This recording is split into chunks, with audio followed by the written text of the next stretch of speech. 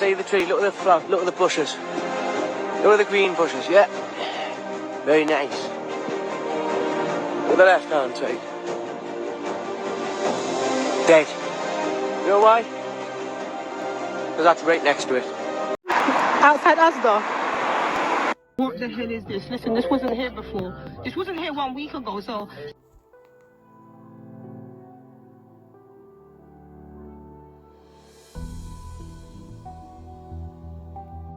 Disguised as a it's the one I'm on about in Warrington.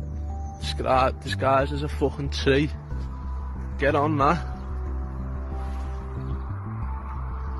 Fucking big plastic 5G tree. So the accident emergency's here. Well, all of the ambulances are here, and there's nobody in them. This is the emergency department. There's nobody here. It's empty. If you have an accident today, you'll get straight in. There's nobody in. What is this coronavirus rubbish? Are we being lied to? Accident emergency. Look, they're out taking coffee. This aren't busy. It's all there's nobody here. There's tons of ambulances because there's nobody got COVID-19. I think we're being lied to, people. I think we're seriously being lied to. Is your local hospital like this? Hospitals are empty is because they've canceled all the elective surgeries and things like that. They say, of course, to keep the huge influx of virus folks separated from the public, but something's going on, folks, and it ain't a virus. As you can see from this footage taken by one of my subscribers, by the way, who's an attorney, all over California and the greater LA area, which is meant to be more hard hit, right? First to be put on the lockdown. There's no long lines of people dealing with the virus present. The parking lots are eerily empty. This guy here from Germany had the cojones. He walked through the whole hospital to show the world it is completely empty. And he did comment that the hospital workers were also very dubious about this whole theory as well. You can't force me to do anything. I asked for a lawyer, brother. You can't do that. If y'all gonna try to quarantine me or whatever, you can't force me to put anything in my arm. You cannot do that. It doesn't work like that. It doesn't work like that. But it doesn't work like that. How do you know I'm sick? You haven't even done a test on me.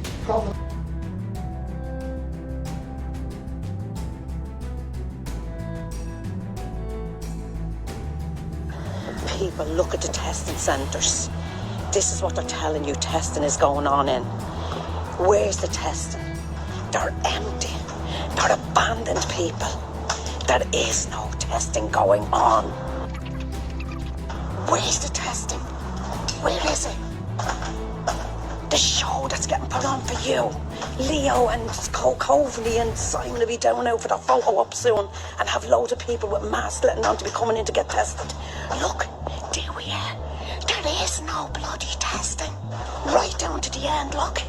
There is no testing going on in these tents. He's putting letters under our door saying the man's dead. The man's not dead. You just saw him 5 minutes ago being taken by the police. Now these are coming here in their little suits telling us this man's dead, and this man is not dead.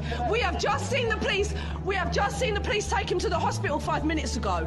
You are liars. You are spreading fear for no reason. No one died in this building today. Nobody died. Yeah, I have let you respond, and you've stood there and lied. You have. Okay, no. You're in my building outside my door causing fear amongst my community. Okay, go on, so show me who died. It's a lot, it's legal, I'm legally allowed to. Go for it, go on. I did. Can you stop filming? No, go on. I can film, go on, I'd like the answer.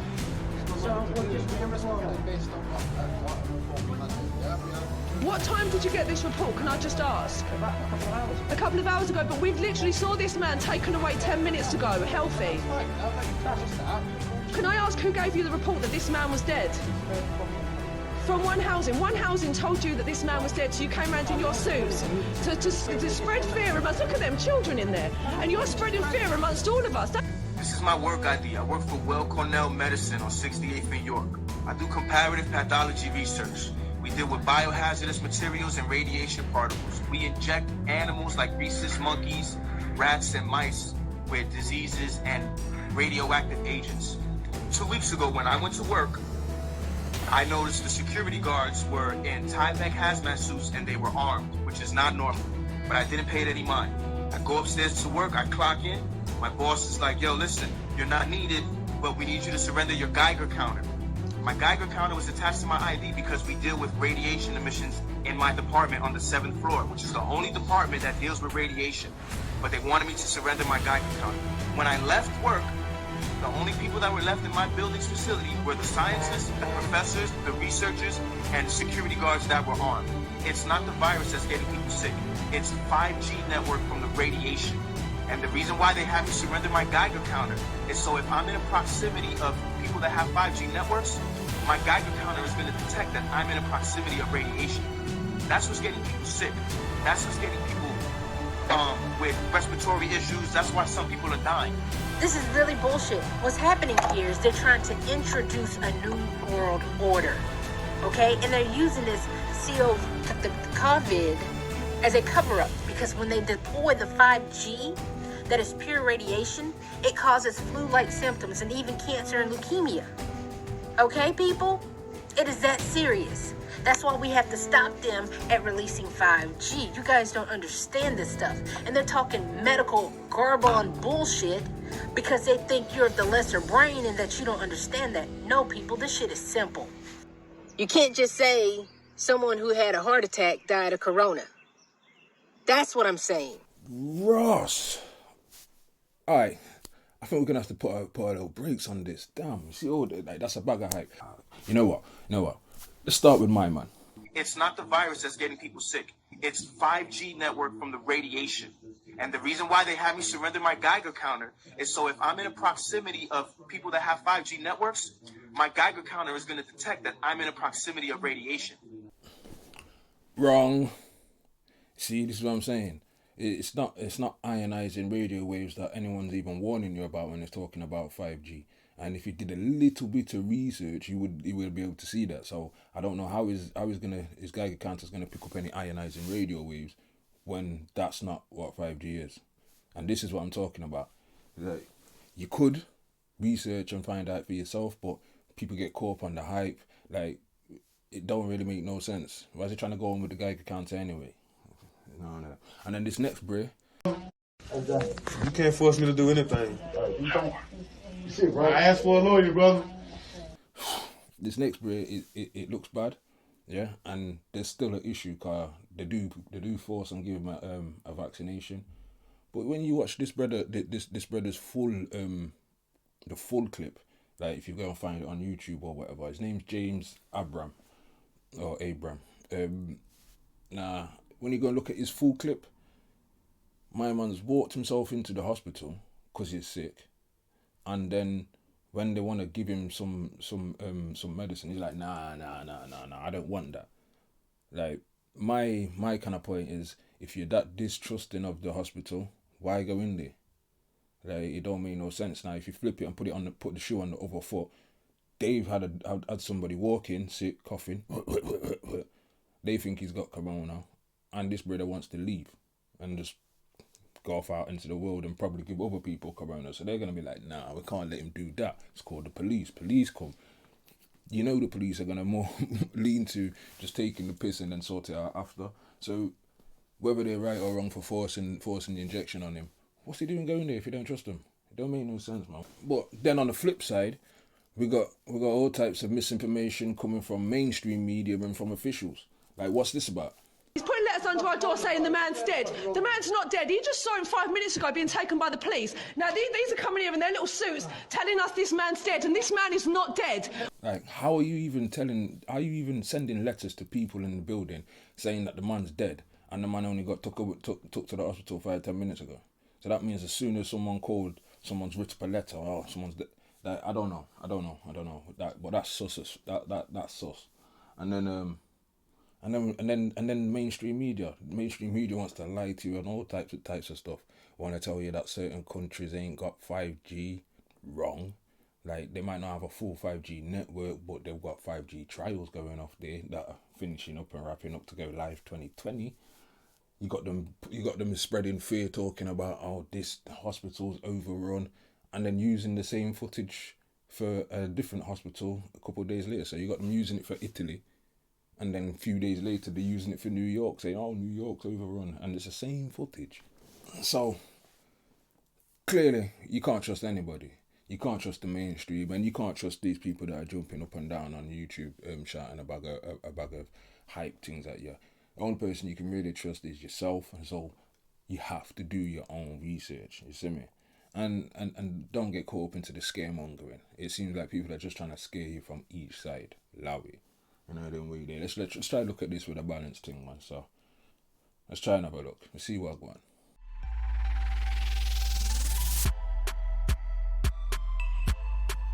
So, is the tech killing us? Alright, so the question, I know we're all trying to find out the answer, and the thing that's probably got you watching this. Does 5G cause COVID-19? Alright, so my first point is stop right there. If you think I can answer that for you, then that's where you're going wrong. There ain't no one video, no one person or any of that's going to be able to answer questions like that for you. Alright, bottom line, no matter what I tell you or anybody else tells you, always go and do your own research, yeah? Always go and check your own things. Don't just take anybody's word for it. That's the bottom line. But with all that said, let's get into it. The theories. Alright, so let me break down the theories for you. It's between ionizing and non-ionizing radio waves. I'll explain to you a little bit more about what they are, yeah? But this is basically the premise of it. Causing people's cells to fuck up, but they need 5G because AI can't run on 4G or 3G. That's why in 2005 they were trialing 7G and 10G. This is while I was in the military. Then what's happened now is everybody's giving away their rights. They're being quarantined to their household. This thing is going to get switched on. Everybody's going to feel sick. And then when they come out of the house, they're going to feel better. But the better is actually a new form of sickness. But the only way that people are going to be able to get out of the house, because these guys are pushing towards a cashless society, is for you to be able to have a digital certificate. These same people wanted to put microchips in people. Microchips couldn't happen because people weren't having it. So now, moving towards a cashless society, they're going to have this thing called a digital certificate. A digital certificate is basically going to say that you are of full health and you don't have any warrants out for your arrest, etc., etc. This is how you're going to pay for everything on your mobile phone. So in order for you to come outside of your house, you're going to have a digital certificate for you to be able to buy stuff. Otherwise, you won't be able to buy anything. They'll be enforcing this with martial law and the government. And in order for you to get a digital certificate, you're going to have to get a mandatory vaccine, which is going to have nanotech in it, which is going to have microchip in it. So that's what it is. Alright, so that's basically the explanation that most people are running with, or some sort of variation of that explanation. Now, for me, that ain't really new information. For me, that's just the New World Order that we've been hearing about for the last 20, 30 years or however long. So, what makes this any different? Alright, so for me, I feel like most of you wouldn't really care if you weren't trapped in your yard. Like, if you could still go to work and get on with your normal life, you wouldn't really care. But this has got your attention, and so that might be what some of this is, some of this nervous energy. You know what I mean? You know, when you get threatened, with something that threatens your life, then survival instinct usually kicks in. You get the fight or flight thing. People want to fight or flight, run away, but there's nothing to fight or run away from. So you get all this nervous energy on the internet, people searching for answers, trying to save their life, and I've got the answer, and this is what it is. And certain times they're just caught on emotion, you know what I mean? So we're going to try to remove the emotion from this, and let's look at it, you know what I mean? I've heard them say it, but what are these upper echelon people really saying themselves? Let's have a look. So let's look at each one of these and see how we can get this down to zero. Probably one of these numbers is going to have to get pretty near to zero. That's back from high school algebra, but let's take a look. First, we've got population. The world today has 6.8 billion people. That's headed up to about 9 billion. Now, if we do a really great job on new vaccines, healthcare, reproductive health services, we could lower that by perhaps 10 or 15%. Now, if we do a really great job on new vaccines, healthcare, reproductive health services, we could lower that by perhaps 10 or 15%. We could lower that by perhaps 10 or 15%. $1 billion over the next 10 years to make it the year of the vaccines. What does that mean exactly? Well, over this decade, we believe unbelievable progress can be made, both inventing new vaccines, making sure they get out to all the children who need them. We could cut the number of children who die every year from about 9 million to half of that if we have success on it. And the benefits there in terms of reducing sickness, reducing the population growth, it really allows the society a chance to take care of itself. And the benefits there in terms of reducing sickness, reducing the population growth, We've seen now there's a type of foreign assistance for vaccines or for AIDS treatment that are incredibly effective. These are all about saving lives. And the good news is that as you make those breakthroughs, the population growth in the country goes down. These are all about saving lives. The population growth in the country goes down. The good news is the population growth in the country goes down. Number 8, we will finally complete the biometric entry-exit visa tracking system, which we need desperately.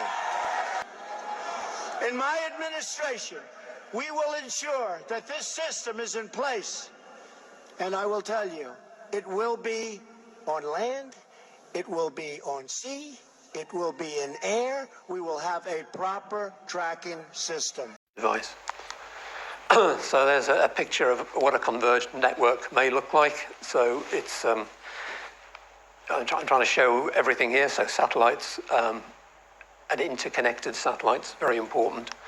High altitude platforms or pseudo satellites, which could be in the form of lighter than air balloons, basically, or UAVs, sort of fixed wing aircraft. And they each have their own merits.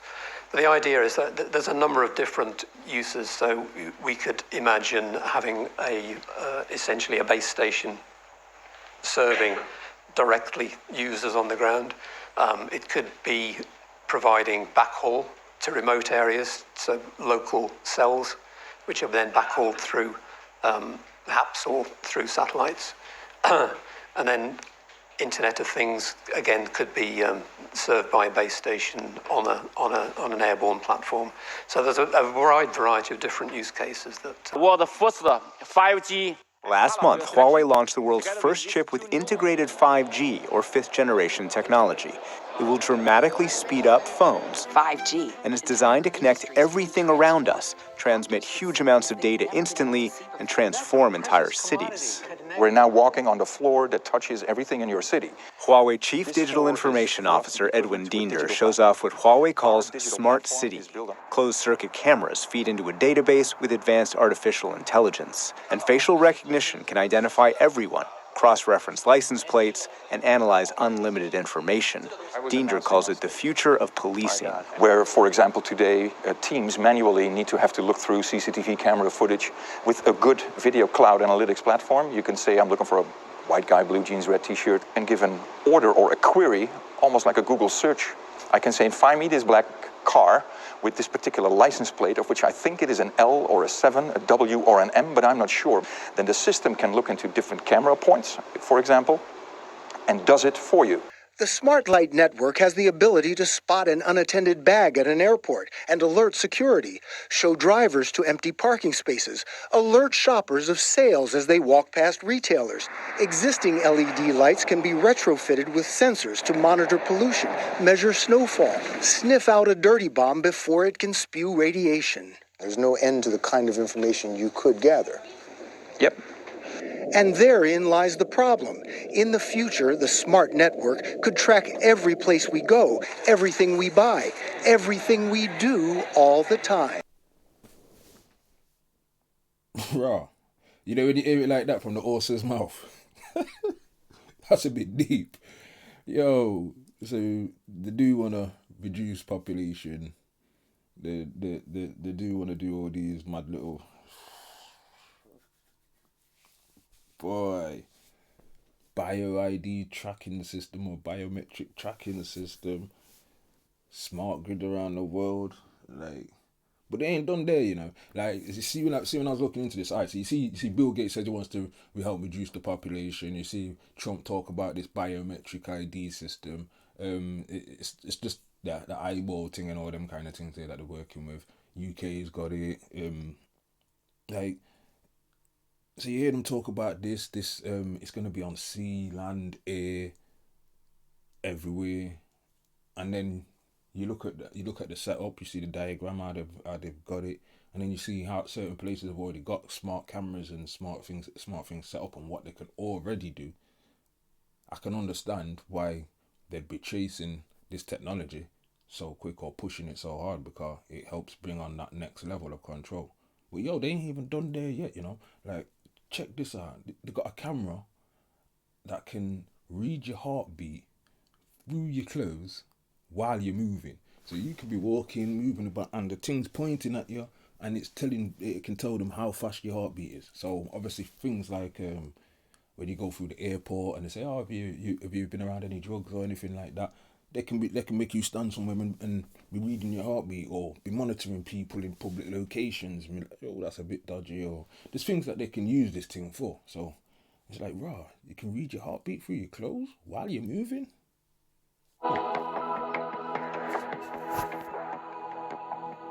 Our product enables remote wireless detection of human vital signs without the subject's knowledge. While a terrorist may seem cool and composed on the outside, his involuntary response will give him away. In addition, live friendly soldiers can be found in dangerous areas without risking personnel for recon. Our system works by generating low-energy millimeter waves. They are able to penetrate through many common materials, including clothing and masonry, and efficiently reflect off optically rough surfaces, and yet they provide a high degree of sensitivity to minute displacements. As the wave reflects from the target, its phase is shifted proportionally to the movement of the target. The phase can be extracted, and the displacement of the target can be demodulated. When the system is aimed at a human's chest, we can see the chest's movement. There are components of chest motion due to heartbeats, breathing, and gross movement. Using signal processing, we eliminate noise and motions due to gross movement and analyze only those due to heartbeats and breathing. Since the antenna has to be well aimed at the subject's chest, we employ cameras to identify and track the subject, and a pan-tilt base to move the whole assembly for constant aiming. A color camera locks onto the subject's face, learns a hue histogram of the face, and performs mean shift tracking. At the same time, a depth camera segments the image based on the depth of the target so that only pixels at the right depth are considered for processing. The millimeter wave system itself can be seen here. First, and most importantly, is the millimeter wave sensor and antenna assembly, which is what gathers the in-phase and quadrature components of the signal and returns it to the computer for processing. This unique low-power, all-solid-state millimeter wave sensor itself can be battery-operated.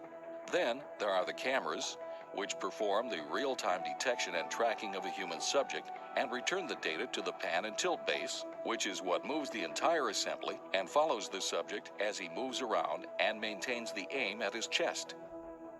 In the following demonstration, the screen is split into 3 parts. In the top left is the system assembly, which shall be moving to follow the subject. In the top right is the subject as seen by the color tracking camera, where the oval and rectangle are the location and scale of his head, and the purple circle is the location the antenna is aiming. In the bottom half is the measure of displacement as it is being calculated by the computer in real time. The red circles represent calculated heartbeats. Also on the graph are the locations of heartbeats obtained from an ECG that was gathered simultaneously, shown in green. This is a ground truth used for verification and was not used at all in the algorithm. The sensor starts off aimed at the subject's chest. While he is seated, the subject holds his breath for a while in order to demonstrate that individual heartbeats are visible. As the subject stands up, the system follows his movement and maintains good aim. Now the subject demonstrates the fidelity of the system during lateral motion. Here the subject demonstrates the accuracy of the system during large gross movement. The subject's backward movement is larger than that due to heartbeat and respiration, as is evidenced by the scale of displacement on the bottom of the screen. Even with such large movements, the system continues to process the data with good accuracy. And then we got this from Verizon. When I am going into a fire, usually when you open the door, smoke is down to the ground. It's pitch black. Time is really of the essence in a structure fire because it can mean life or death. With 5G, we're going to be able to stream the video that they're getting through their mask back to a command center and stitch those videos from multiple sources together to provide greater situational awareness. 5G ultra wideband is necessary for all of these applications to work.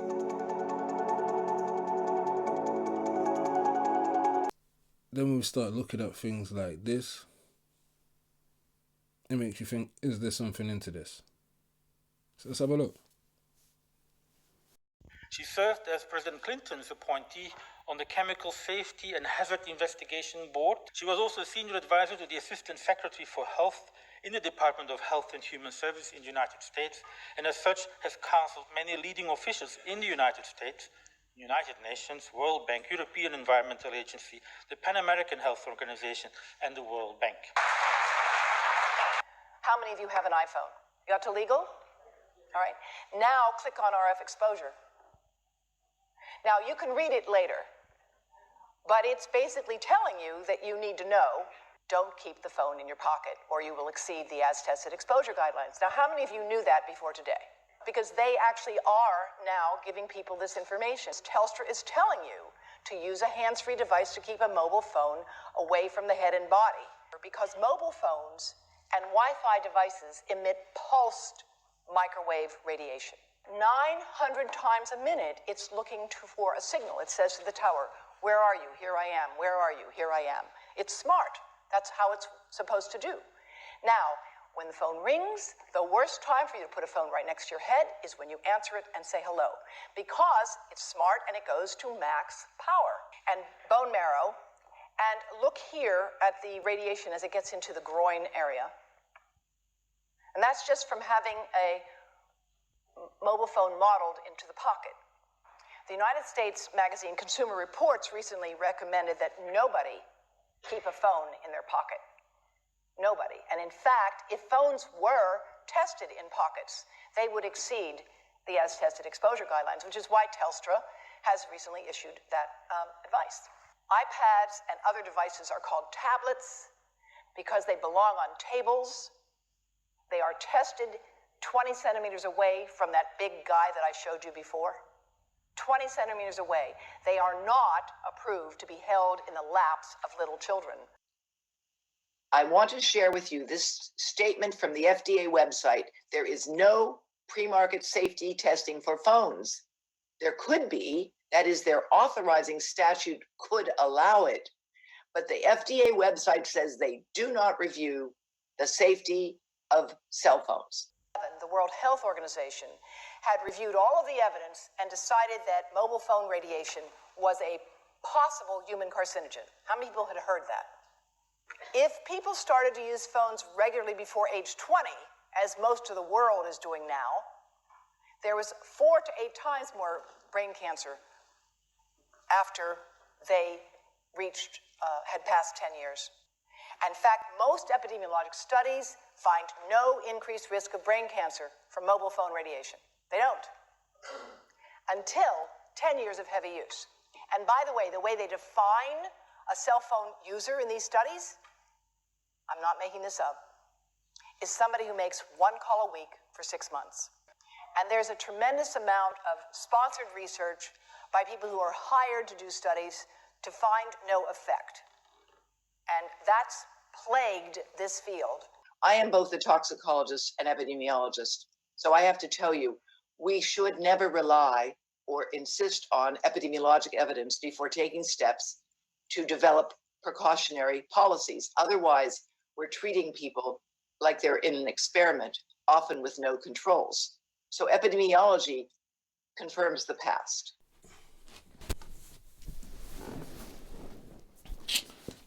So a few points I took away from her thing.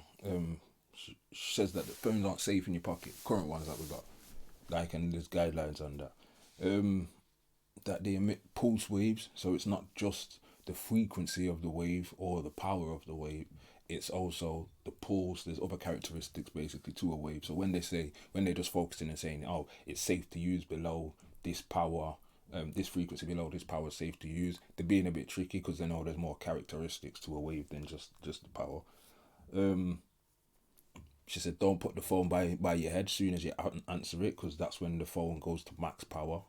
So use your hand free or put it on speakerphone or something.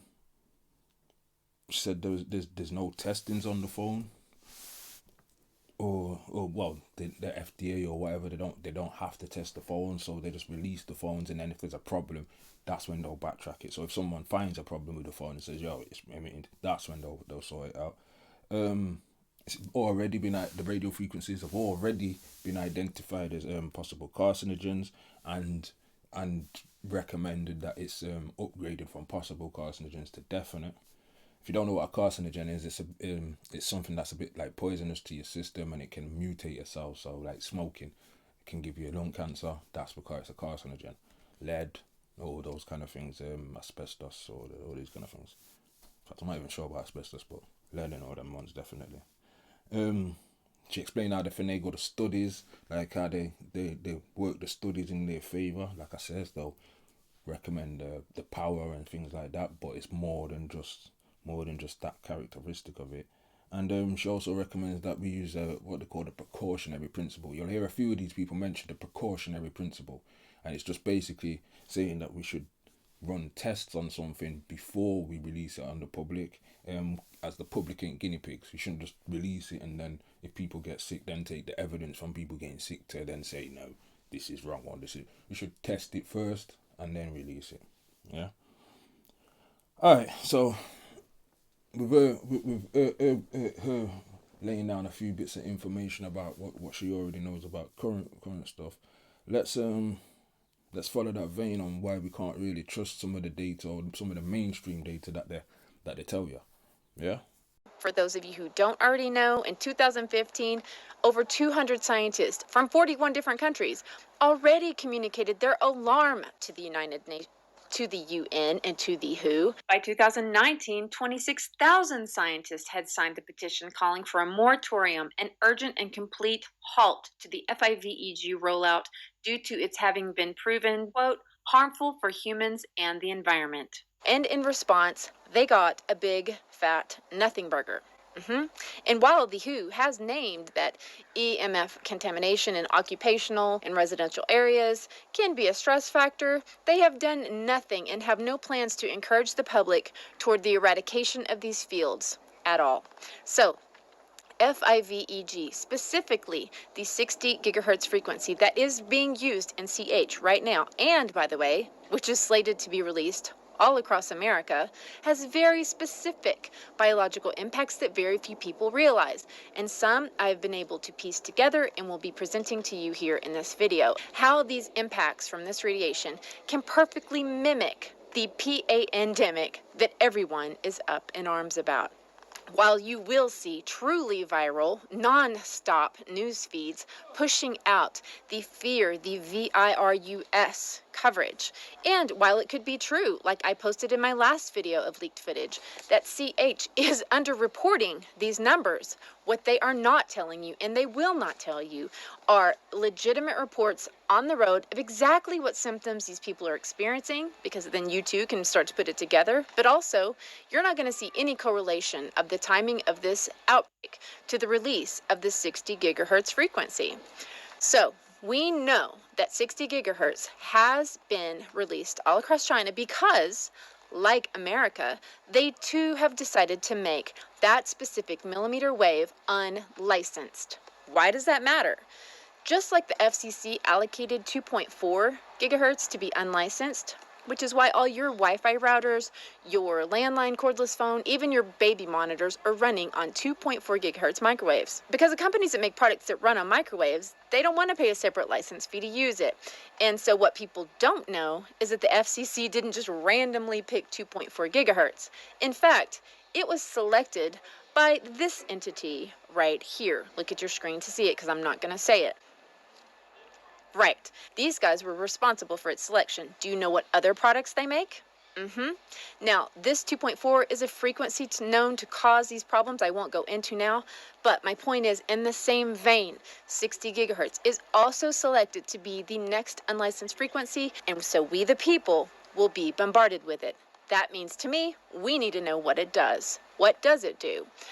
Well, not surprisingly, that's also something you have to dig very deep for. We are being educated on the forms of science that they want us to consider valid, while keeping our education limited on those forms of science that may expose what they're trying to accomplish. We have PhD level biological and chemical scientists coming out of our ears that there is no such thing as a PhD in magnetobiology.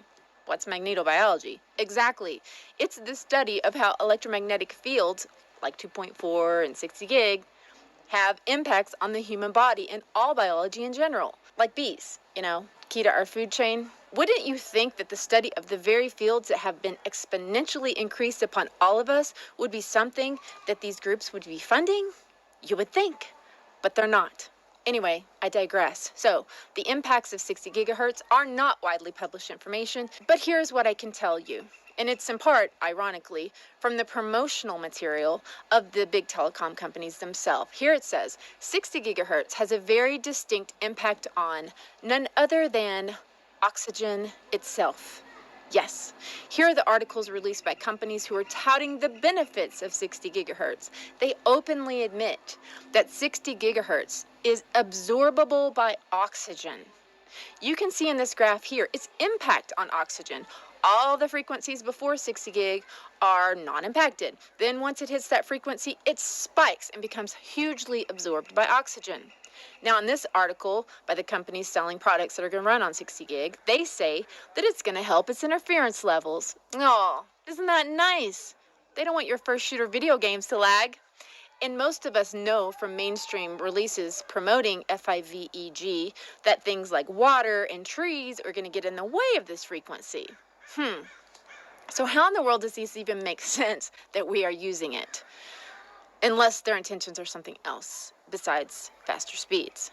Anyway, knowing that this frequency impacts oxygen, now does it make sense to you how possibly when you mess with the absorption of oxygen in the human body, let me give you one guess which organ is going to suffer first. Isn't the fact that the telecom companies are admitting that 60 gigahertz is absorbable by oxygen just stunning information? And shouldn't the fact that 60 gigahertz even fundamentally interacts with oxygen, the most abundant and arguably most important element to all of biological life, be headline news that stops everything until we deeply test the implications of that? If you believe that they must have already tested 60 gigahertz for health and safety, please listen very carefully to what Big Telecom admits when they were asked that very question. 5G, as you well know, also uses higher frequency waves that don't travel as far and will rely on a network of hundreds of thousands, potentially millions of small cell sites. And the question then is, are there any health implications, any public safety implications? So my question for you, particularly Mr. Gillen and Mr. Perry. Thank you, Senator. I think, thank you for your focus on the issue. Safety is paramount, and as you alluded to, we rely on the expert agencies, we rely on the findings of the FDA and others as to the requirements to keep all of us safe. There are no industry-backed studies, to my knowledge right now. Happy to visit with you as to what opportunities you think there needs to be more studies, and we're always for more science. We also rely on what the scientists tell us. So essentially, the answer to my question, how much money? Zero. I can certainly follow up with you, Senator. To my knowledge, there's no active studies being backed by industry today. Anybody else know of industry commitments to back research, fund it, support it, to ascertain scientifically the health effect? No, I'm not aware of any. So there really is no research ongoing. We're kind of flying blind here, so far as health and safety is concerned. Thank you, Mr. Chairman. So, is 5G dangerous? Alright, so that information was from a lady who I'd describe as not much different than me. Someone that's got an internet connection and done a bit of a Google search. The difference being is that the information that I've quoted on from what she said is stuff that is verifiable, meaning there's paperwork, bookwork, studies, and things like that. And so I'd urge people to go and check the studies and the things that she quoted for yourself. Do you know what I mean? Because you never know. You know what I mean? Like someone can always get something wrong and misquote or misuse it. You know what I mean? But I think she explained herself very well. See, this next brother, he used to work for Microsoft, and so when I see people arguing on their Facebook about, well, I used to install 5G, or I install 5G, it's no problem, it's just this or it's just that. I ain't listening to you, because you know more than like a Sky installer. You might know how to put it up, but all you're really doing is follow instructions. You don't overstand the science. So like, I'd rather listen to people that are a bit more educated in the thing. Not to say that everybody's always right, but I'd rather listen to someone that's got more chance of knowing what they're on about. So this brother's from Microsoft. He used to be a boss at Microsoft, and hear what he's got to say. Hello, my name is Frank Clegg, and I've spent over 40 years in the technology sector. My most recent position is a president of Microsoft Canada. In my career, I've seen the tremendous benefit that technology can provide. I've also seen the potential harm if technology is not implemented correctly. And I believe our current implementation of wireless technology is not safe. I think it's important that we understand that 5G is not just an incremental number on our cell phones. In fact, over 230 scientists and researchers from 41 countries around the world have formally written to the United Nations, their member nations, and the World Health Organization, expressing their concern over the planned rollout of 5G technology, especially for vulnerable populations such as children, pregnant women, and the environmentally sensitive. They have been joined by state legislatures and federal regulators who have asked the FCC to provide evidence that there is no harm from the rollout of 5G technology. 5G technology has not been tested. I am not aware of a single study that shows that 5G technology is safe. 5G, as in all other wireless technology, gives off radio frequency radiation, which is absorbed in the human body and accumulates in the human body. One segment of 5G technology are millimeter waves. Millimeter waves are used by the US and Israeli government in their active denial systems, which are used for crowd control. And what they do is they provide a very painful reaction in the skin organs of the body. We have no idea what the impacts will be to human health if that kind of millimeter wave technology is used and we are exposed to it 24 hours a day, 7 days a week. There are significant proven health effects from wireless technology and wireless devices. These include insomnia, headaches, fatigue, heart palpitations, all caused by exposure to wireless devices and the radiation from them.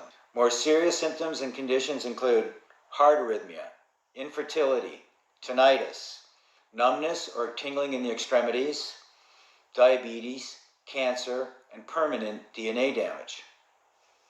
Mental health is also impacted, with increased anxiety, depression, rises in ADHD and autism, mood swings, and emotional instability.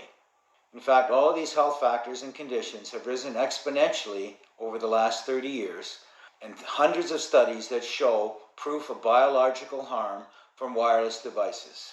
Most recently, in 2018, the National Institute of Health's National Toxicology Program released the findings of a 14-year, $25 million study that showed clear evidence of harm in terms of cancer and permanent DNA damage. This study, several months later, was verified by the prestigious Ramazzini Institute out of Italy, which found the same results. Shut up. I think my man should know better than you do. You know what I mean? But cool. This next lady, her name's Claire Edwards. She used to be a UN editor, an editor for the UN. Yo, check how she put it on their toes. She's hard still. She put it on their toes. Obviously, it's a big public forum. Cameras are there and all that. She's put it on their toes, and she's asked them for certain data that she knows they'll have, because that will help prove what she's talking about. Check how she puts it on their toes. Mr. Secretary General, UN staff have repeatedly been told that they are the most important resource of this organisation. Since December 2015, the staff here at the Vienna International Centre have been exposed to off-the-scale electromagnetic radiation from Wi-Fi and mobile phone boosters installed on very low ceilings throughout the buildings. Current public exposure levels are at least 1 quintillion, that's 18 zeros, 1 quintillion times above natural background radiation, according to Professor Olle Johansson of the Karolinska Institute in Sweden. The highly dangerous biological effects of EMFs have been documented by thousands of studies since 1932, indicating that we may be facing a global health catastrophe orders of magnitude worse than those caused by tobacco and cigarettes. Mr. Secretary General, on the basis of the precautionary principle, I urge you to have these EMF-emitting devices removed immediately from these buildings and to call a halt to any rollout of 5G at UN duty stations, because 5G is designed to deliver concentrated and focused electromagnetic radiation in excess of 100 times current levels in the same way as do directed energy weapons. In line with the UN guiding principles on business and human rights, to protect, respect and remedy, 5G technologies must be subjected to an independent health and safety assessment before they are launched anywhere in the world.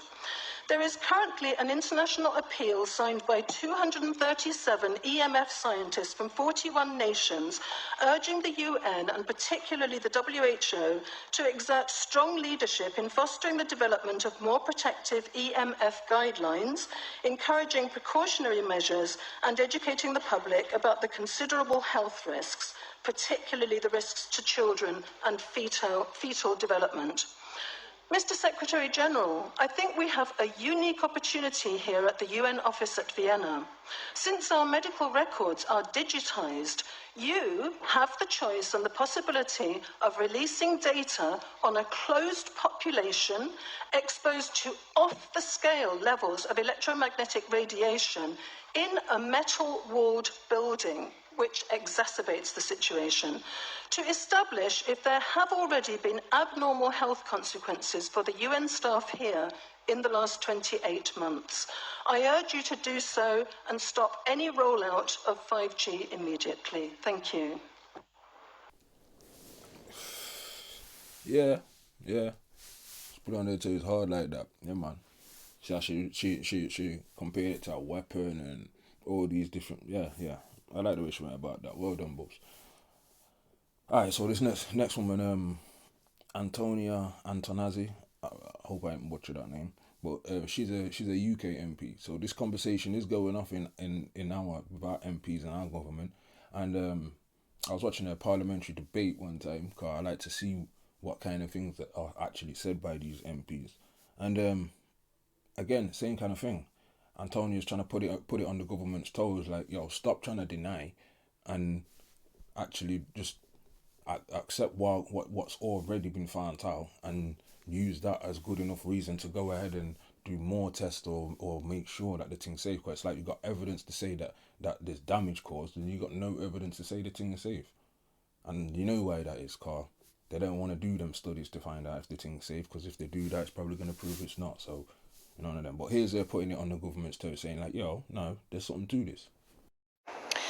Electrosensitivity is a symptomatic sensitivity to electric or magnetic fields of any frequency, including radio frequency transmissions. It's a condition first described in 1932. It's when a person's physiology is affected by external electromagnetic fields, giving rise to a spectrum of symptoms, often neurological. It is therefore an illness caused by environmental agents, essentially an environmental toxic pollutant. It's a condition that can arise due to continued exposure to an environment polluted by man-made EM and RF wireless signals at levels at orders of magnitude below heating effects, and is well understood in many other countries. Symptoms include headaches, fatigue, disturbed sleep, tingling, pains in limbs, head or face, stabbing pains, brain fog and impaired cognitive function, dizziness, tinnitus, nosebleeds, palpitations and others. But as we have seen already with chronic fatigue syndrome, there was a disbelief about those presenting with symptoms and indeed construed by others as a psychological illness through a lack of knowledge and difficulty to diagnose. I believe that electrosensitivity will be recognised in years to come, hopefully sooner, and that the government will have to own up to their part in that. And I will be honest with you and say that this is not a subject I ever thought I would be standing here talking about.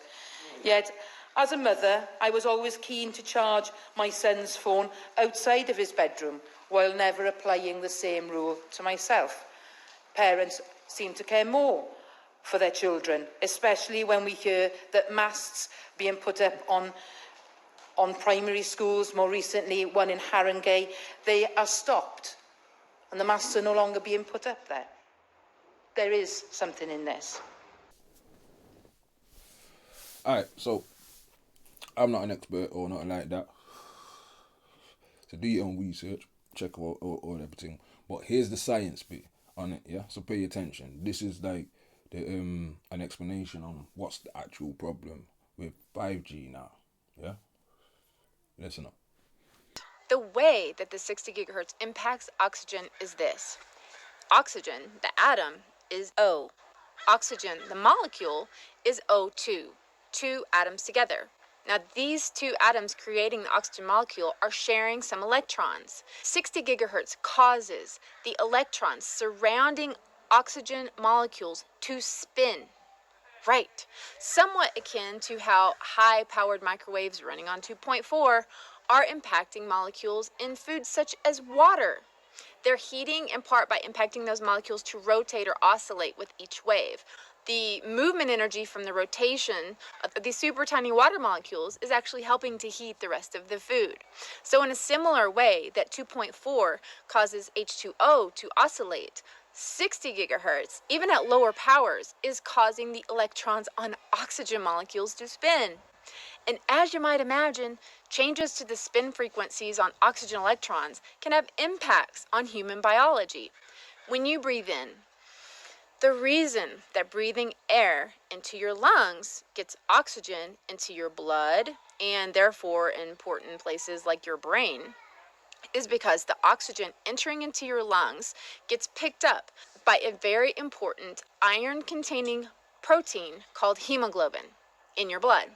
But the unfortunate impact of oxygen molecules spinning the electrons is that it makes the hemoglobin unable to uptake the oxygen and get it to the rest of your body.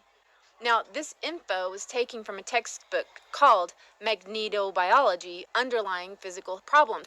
But the last incredibly pertinent thing I'll show you regarding this entire CV issue and the whole video would be this study right here. Huge eye-opener regarding why there needs to be proper testing of these frequencies as well as of the SHOTS for mutations. Check this out. Quote, exposure to 50 hertz electromagnetic field induces activation of the Epstein-Barr virus genome. The abstract ends by saying, this finding provides additional evidence that DNA can be modulated by a magnetic field. Oh, you mean those untested electromagnetic fields that they're going to start freeing up and cranking all over America? They could activate mutations of dormant VIRUSs from DNA? Alright, so we had a lot of talk about the 60 gigahertz frequency and also a little example at the end about it's not just the 60 gigahertz frequency. So we're dealing with the microwave range, yeah, of frequencies, and obviously different frequencies at different powers, different pulses will have different effects on the human DNA and cells. So it's not a black and white thing. It's a load of variables. Then there's some other variables that's gonna kick in. But it's not just the one frequency, yeah. So get that in your head. Cause at the moment we're starting off on lower frequencies. In fact, you know what? Why should I try and explain this? I'm gonna let go back to Dr. Deborah Davis. She's gonna explain to you a bit more about the 5G, and then I'll recap it for you just so that you really get it. Now, the spectrum of electromagnetic fields extends all the way from the 50 hertz, which is powering your light, to the 36 quadrillion and more that is in the cosmic and X-ray spectrum. What we are particularly concerned about here is the cell phone Wi-Fi spectrum, and here 5G falls somewhere around here. And we have scientific information that 5G increases permeability, can accelerate cell growth. So the question is, what evidence do we need to take precautionary steps? Now, when we talk about 5G, I want to make sure that you understand that there's not one size fits all. In fact, the specs for 5G are still being written as I speak. In the United States today, in some football stadiums, you can get 5G so that you have the opportunity to simultaneously take a video, beam it to a friend, watch the game, eat your popcorn, all at the same time. But it's working at 700 megahertz as the carrier. And it means that 5G antennas have to have within them 3G and 4G, because most of the devices in this stadium are in fact 3G and 4G. Very few people have 5G ready devices. The high frequency cells are being used right now for some environmental monitoring and frankly for surveillance activities in a number of cities. And finally, the millimeter wave of 26 gigahertz and above will be used for some other connections. The question we have to ask ourselves, among many, is this a public health risk? And the answer, in my opinion, and that of Dr. Paul and others, is yes, it is. And we have evidence that it could be, that it is a risk. And we'll talk about some of that. But before doing that, I'd like to share with you this schemata that shows you the different aspects that we can look at when we're thinking about what a signal is. A signal is many complex things. It has frequency, it has power, it has beats or pulse per second, it has power density, it has polarity, information content. All of those different things characterize what a signal is. And it's very easy to confuse people by not clarifying what aspect of you're referring to when you present it. More importantly, we know from new research just published, supported by the American Cancer Society and carried out at Yale, that genetic factors such as single nucleotide SNPs make a difference in whether or not people are more or less susceptible to certain environmental exposures, in particular cell phone radiation. So all of these factors influence the biological response that you get. And yet we very seldom will hear about a clarification of what exactly was the signal continuous? Was it disruptive? Was it altered? What was the power density? What aspects of exposure were controlled? If you look here, what I'm showing you is that in terms of power density, which is measured in volts per meter on the y-axis, you see that through a 4-second phone call, you get these huge swings in power density over time. And it's thought that the constant change in peak exposure is what makes the biological impact. So it's not the power, but the pulse. And as Dr. Cindy Russell has said, pulse is poison. And it's the repeated exposure to these pulses that is important. One thing that will never change is that the base of all of our cells is DNA. In the nucleus of every cell, we have DNA, this exquisite double helix of nucleotide bonds. And that is what holds us all together. With respect to that DNA, Henry Lai and Vijay Singh developed a brilliant and innovative assay, and in a real fair world, they would receive the Nobel Prize in Medicine for what this work was. They showed that you could take the DNA and unravel it, and it would form a tail, seen here, as it starts to unravel, or here. This DNA unraveling occurred with the equivalent of 1,600 chest x-rays. This DNA unraveling occurred with 1 day of mobile phone exposure at a permissible level at the time. Now, that doesn't mean that we're all doomed, because we have lots of repair. That's one of the benefits. But it is important to recognize that while there are important differences between ionizing and non-ionizing radiation, seen here, ionizing radiation is faster with more energy. It can break chemical bonds directly.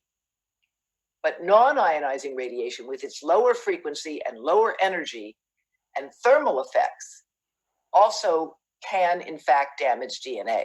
And I'm going to show you why and how we know that from studies completed most recently at the US National Toxicology Program that have been carried out there, but many other studies that have been carried out around the world also show this damage to DNA, this increase of reactive oxygen species, and the damage to male and female health. Now, what we can say, again from earlier studies, is that exposure to radio frequency below the current safety limits has caused damage synergistically. And if you look at the graph on the right, you see that the black is the control cells that were exposed to a known chemical carcinogen. We know it causes cancer in animals, ethyl nitrosourea. And then when you added that known carcinogen to exposure to cell phone radiation, you got an accelerated effect, a doubled effect or more, with a low amount of radio frequency radiation. Right. So she made some major points there that should help connect the dots for you now on this. So get it in your head. It's non-ionizing radio waves that we're talking about. Yeah. So when you see them trying to debunk it in the newspapers and the mainstream media saying, oh yeah, but this waves is non-ionizing, so it's safe. No, we're talking about non-ionizing waves. Yeah, we know it shouldn't. You understand? So I understand that. I understand 5G is not just one frequency. So anybody that's got 5G at the moment is on them lower levels. See how it's like 700 megahertz or something like that.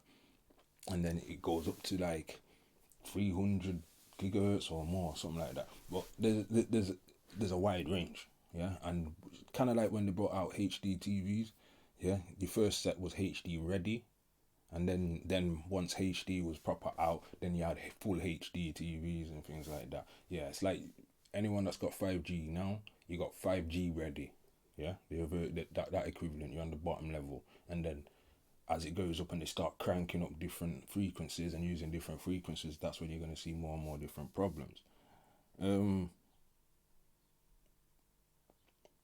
Also, she explained that the effects depend on a few different things.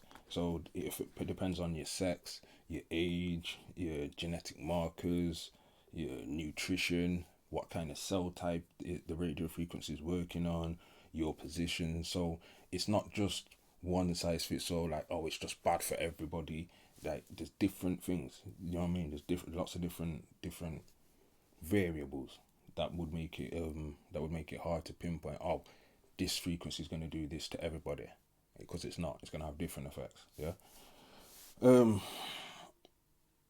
She explained how the up and down pulse in power density is what really mashes up cells.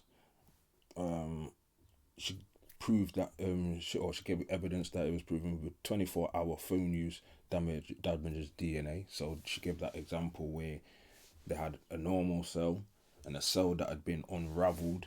Yeah, so just like if you take like a bit of string, wrap it around your hand and then start pulling it out, it's like you get a tail.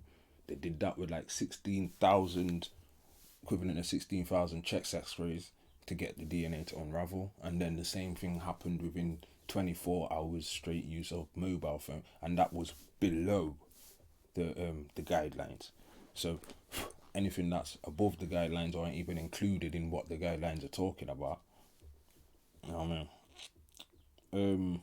She also explained that it's the combination of the two the frequency, or the not just the frequency, the radio waves, and what carcinogens you might have. So I don't know, pollution from outside, or smoking, or anything you drinking, sniffing, whatever kind of, depending on what you eat, how you live, how healthy you are, what age you are, and all these different types of things would make a difference. But once they on the test, once they had the radio waves and the carcinogens, it doubled or more the effect of damage to the cells. Yeah. So, live healthy. So it's evidence like that that's got our MPs talking like this. Logical impacts. I want to say a bit more about planning in a minute, but I think it would be only fair to ask the government to at least respond to the growing evidence that there is from the International EMF Scientific Appeal, FIRE, the Physicians' Health Initiative for Radiation and the Environment, and other reputed scientists in this area, and indeed communities. I mean, Brussels has now stopped the rollout. A number of cities in California have stopped the rollout. So there is growing concern, and one that, of course, needs to be recognised and needs to be answered. And it's just a shame that at the moment we seem to be in complete ignorance of some of the effects of 5G. At last, politicians in general are beginning to listen to the threats. And it just seems lamentable at the time that we now understand the threats of air quality through pollution from cars, dare I say incineration and other things. We now have another technology coming in which could be as damaging. Maybe we won't see the effects for years, but we will in decades unless we actually understand what this technology can do to some people. It may not be everybody. It may be down to genetic susceptibility, but we ought to listen to what is happening to those people. Now, I've chopped up that parliamentary debate. Yeah, go check it out for yourself though. The full version, it's online if you want to go check it out. But from that debate, I'm getting the point that we all know big tech companies or big business, international corporations and all that are super powerful, and it seems like our government's already signed off on a deal where if they renege on that or go back on that, then we're going to be getting sued, because we've got MPs talking like they all know about the threat of being sued by certain big tech companies. Check this out. I give way to my honourable friend. Very grateful. Can I say, Chair, I'm going to have to leave before the end, so I apologise for that. But can I ask my honourable friend whether he's aware of the veracity of reports that these 5G companies, which have got enormous commercial power, have already put pressure on the government to move ahead quickly and are actually lifting up threats similar to what we saw with TTIP that we may have signed up already. And if we sort of pull back on the basis of the precautionary principle and risks to human health and indeed wildlife health, that we'll end up in a position where the government is sued by big commercial interests, and we should resist that in the interest of the public. Now, I've chopped up that parliamentary debate. Yeah, go check it out for yourself though. The full version, it's online if you want to go check it out. But from that debate, I'm getting the point that we all know big tech companies or big business, international corporations and all that are super powerful, and it seems like our government's already signed off on a deal where if they renege on that or go back on that, then we're going to be getting sued, because we've got MPs talking like they all know about the threat of being sued by certain big tech companies. Check this out. The problems is, now we're into 5G, there's a view that where there are already masts, you can just add to.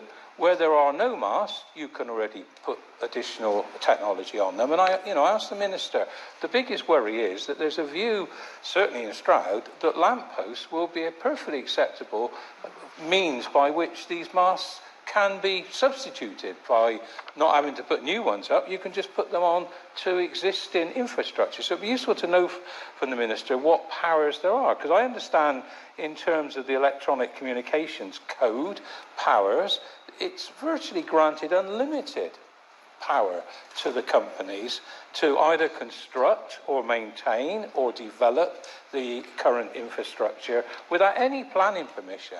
It's all done under delegated responsibility, which means that the general public don't even know what's going on, because normally these things would not be publicised. And of course, there is really very little recourse unless they take court action to try and stop it. Well, the means by which they can do that, even to the extent it may be on private land, so the landowner has very little authority to stop this from happening. This is something that needs to be looked into.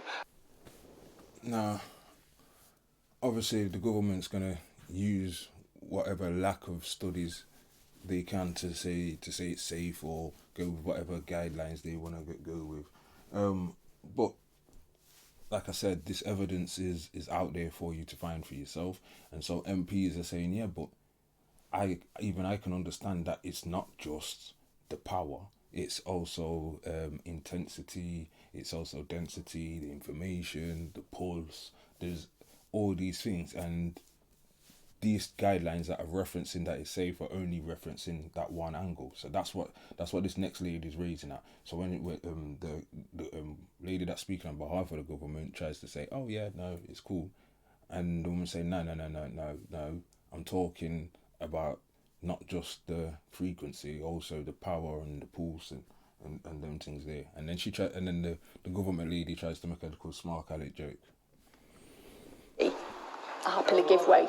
I thank the Minister for giving way. She referred to the frequency range, and it is true we're talking here about lower frequencies than the ionising radiation that would be beyond the visible spectrum. However, it's not true to say that all low frequencies are unharmful. If we look at microwave radiation, for example, if we get a high enough intensity of non-ionising radiation, we can still cause harm. I wouldn't want to be in a microwave oven, I'm sure the Minister wouldn't. So it's not just about frequency, it's also about intensity of these radiations. Well, the Honourable Lady talks about, what she's talking about there is risk and hazards. And yes, we're talking about two different sorts of radio waves, but she said I wouldn't want to go in a microwave oven, but I'm not suggesting that I would put myself or anybody else in a microwave oven. And so we're talking about hazards and risks, and the evidence that the best scientific evidence which is given to government is that this is safe. And I was just going to go on to talk about the evidence that government has used before I address some of the points that have been raised by the Honourable Lady. And apologies if I haven't quite understood the point, and I'll happily discuss it with her later. So expert groups in the UK and around the... You see what I'm saying? See how the woman tried to move slippery? See the woman that asked the question had to roll her eyes after, because she knows, like, you're just trying to power man. You're just talking about. See, the woman even knew what she was doing till after she's gave her a good answer. She's like, oh, but I'm sorry if I didn't quite get your question, but I'll speak to you later. What? You're one of them. Like, I'm asking you now. Just answer the question. You're one of them. But so I thought I'd drop this little clip in, seeing as she was talking about. Oh well, I'm not suggesting anybody does put them in a microwave. These service personnel playing the role of an unruly mob at Georgia's Moody Air Force Base are about to fall prey to an invisible ray. The hulking panel atop this Humvee is part of what the U.S. military calls the Active Denial System, or ADS. It's designed to incapacitate enemy combatants with an unnerving, non-lethal sensation of intense heat. Watch as the ray silently strikes and scatters the crowd. The active denial system has three great characteristics. First of all, it's safe. Second, it's effective. And third, it has a tremendous range compared to the other non-lethal weapons that today's warfighter has. This is the heart of this 100 kilowatt transmitter. This is the gyrotron. 200 kilowatts of electricity is fed in, and 100 kilowatts of radio frequency comes out. That millimeter wave energy comes out an aperture underneath the main reflector, hits the subreflector, which illuminates that main reflector and sends a roughly antenna-sized beam downrange. Those holes that you see in the antenna are for the cameras and other visual equipment that the operator uses so that he knows exactly where that beam is going. Now, clearly, nobody's suggesting that the big tech companies want to fry people like they're in a microwave. That's just an example of just how a difference in the power or change of the frequency can actually harm you. You know what I mean? Like, they're basically like firing a microwave at you. You start cooking, but because it doesn't kill you instantly, they'll say, yeah, it's safe. It's non-lethal. You know, and then you're not going to die from it. It might just fry your skin for a bit. It feels uncomfortable. You won't be able to stand there for long. Do you know what I mean? But yeah, that was exactly the point the woman was trying to make, that the differences in this same technology can actually affect your physiology. So if you turn it down, it's probably not going to make you want to run away, but it's still going to be affecting you. That was the point she was making. But yeah, you see with this next one here, I have to break this woman because she's pulling up the government. She's going even further and pulling the government up now, yeah, for intentionally misleading the school system. So she's explaining that there's a report from a company or organization that's since been disbanded, and the report's been refuted or whatever. So she's asking, like, why are you still running with that report? You've still got it up on your website, but you've took down, or you haven't got up on your website, information that does show that that it's damaging, saying that it's a possible carcinogen and should be reclassified as a carcinogen. So she's calling out the government for particularly being shady, because you're not letting schools know that the thing isn't 100% safe, and you're misleading them by using a report that shows them that it is safe, and that's not true. This included them saying that they have thoroughly assessed the evidence in the AGNIR 2012 report. The World Health Organization, International Agency for Research on Cancer, classified all radiofrequency signals as possible human carcinogen in 2011. Based on significant increased risks of gliomas and acoustic neuromas associated with mobile or cordless phone use in humans, as well as animal and mechanistic studies. Subsequent studies have strengthened the evidence in humans and have provided clear evidence of tumours in animals. Some scientists are even calling for the classification to be upgraded to a definite carcinogen. Why then, Minister, has Public Health England removed all mention of the IARC classification for radiofrequency signals from their current website? They inform people about other possible carcinogens. People cannot make informed decisions or protect those they are responsible for if the information is withheld. Will the Minister commit to inform people that all radiofrequency signals are a possible human carcinogen on their website, in their leaflets, in communications and presentations? Following the publication of the paper in Reviews on Environmental Health on the AGNIR 2012 report, AGNIR was quietly disbanded. However, the inaccurate report is still on their website and being used to justify their advice to MPs and the public. When will the 2012 report be retracted due to it being scientifically inaccurate and out of date? The Department of Education in England and Northern Ireland have said that it is the responsibility of schools to carry out risk assessments before technologies are introduced and used. But schools cannot safeguard pupils or staff through a risk assessment if they have been given inaccurate information. Can schools be accurately informed about these risks so that they can fulfil their child's safeguarding responsibilities? Schools and parents could have been informed that wireless signals are a possible human carcinogen, that there is evidence or damage to fertility, and there are effects on the brain that may adversely affect brain development.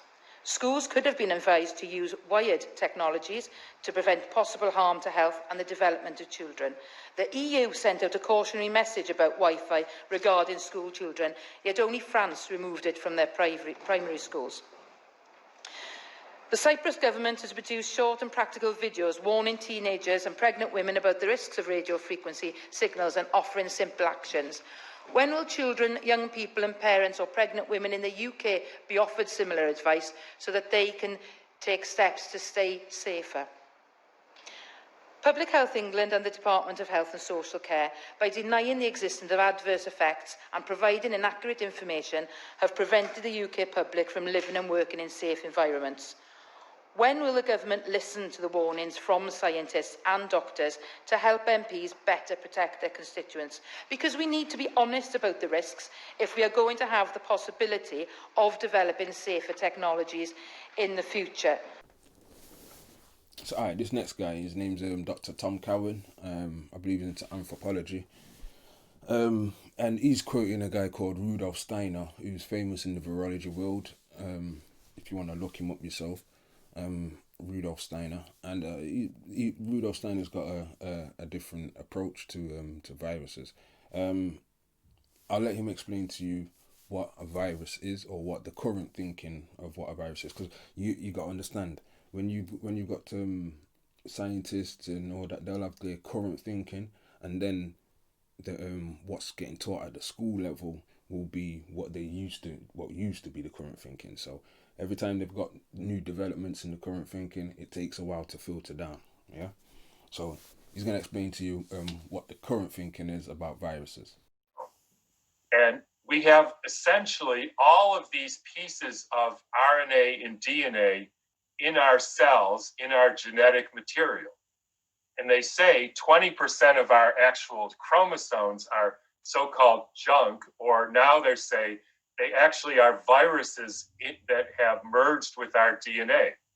So, and when you go back to this PCR test and realize that 100% of people, if you look hard enough, will have essentially every sequence there is that if you poison a cell and you cause degradation of their genetic material, either RNA or DNA, that will cause the production of millions of copies of this poisoned DNA, and the body will package that up, and it will become as if it's a messenger sent by the poisoned cell to the other cells, the other tissues, even the other people around it, and maybe even to other species.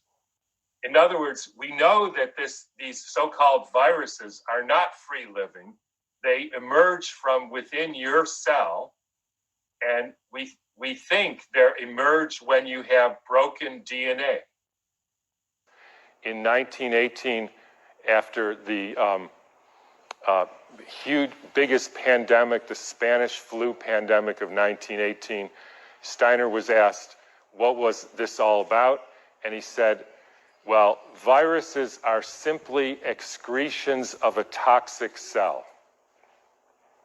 Viruses are pieces of DNA or RNA with a few other proteins. They bud out from the cell. They happen when the cell is poisoned. They are not the cause of anything. And the cells get poisoned. They try to purify themselves by excreting debris, which we call viruses. If you go to the current theory of viruses called exosomes, and the latest head of the NIH giving a talk on the complexity of viruses, you will see this is perfectly in line with the current thinking on what a virus really is. Diseases are poisoning. It's one of the reasons why vaccines, so let me skip that for a minute. So what happened in 1918?